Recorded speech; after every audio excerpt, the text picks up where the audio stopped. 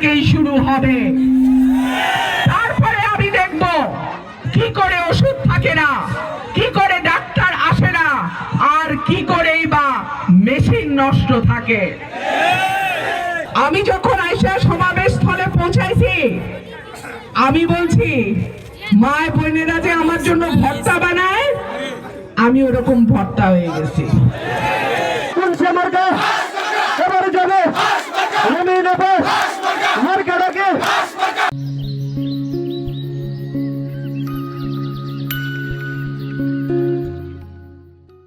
আজকে পাঁচগাঁও থেকে আমার নির্বাচনী প্রচারণা শুরু হচ্ছে, আলহামদুলিল্লাহ। আমি জিজ্ঞেস করেছি, আমি জানি যে আমার এই দুটো উপজেলা সরাইল আশুগঞ্জ বাংলাদেশে সবচাইতে অবহেলিত উপজেলা। আমি বলেছি এই উপজেলার মধ্যে সবচেয়ে অবহেলিত এলাকা কোনটা, আমাকে বলা হয়েছে পাঁচগাঁও।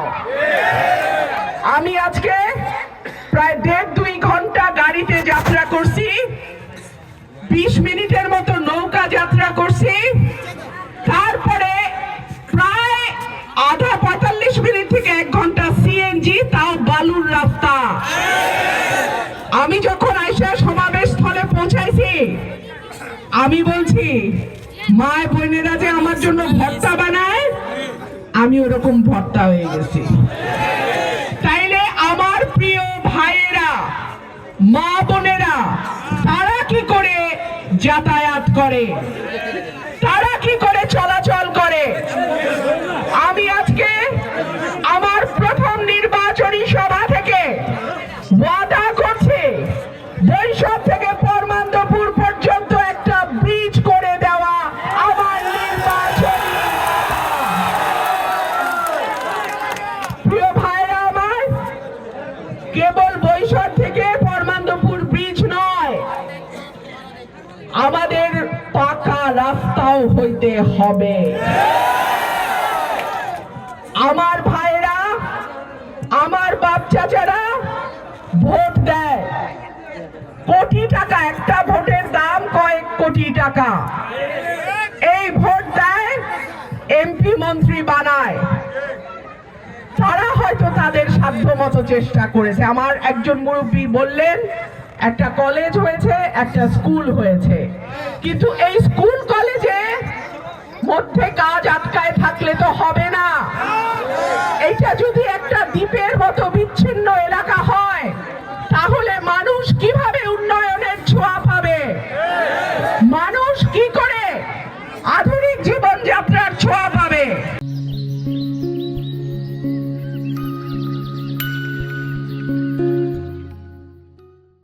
সুতরাং আমি আমার নির্বাচনের প্রথম জনসভা থেকে আপনাদেরকে আশ্বস্ত করছি, বৈশাখ থেকে পরমান্দপুর পর্যন্ত ব্রিজ ব্যবস্থা ইনশাআল্লাহ এমপি হলে আমি করব।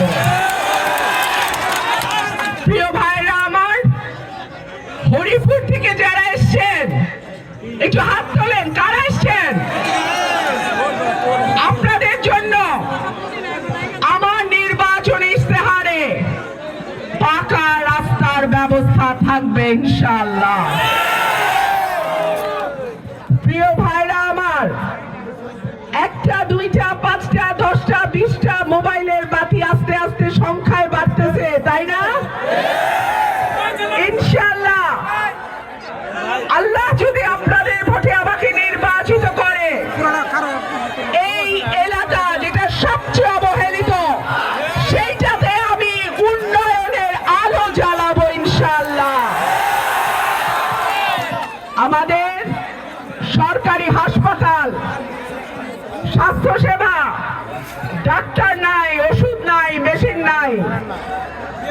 আমি আপনাদের ভোটে যদি এমপি নির্বাচিত হই, আমার চিকিৎসা আমার এলাকার থেকেই শুরু হবে। তারপরে আমি দেখব কি করে ওষুধ থাকে না, কি করে ডাক্তার আসে না, আর কি করেই বা মেশিন নষ্ট থাকে।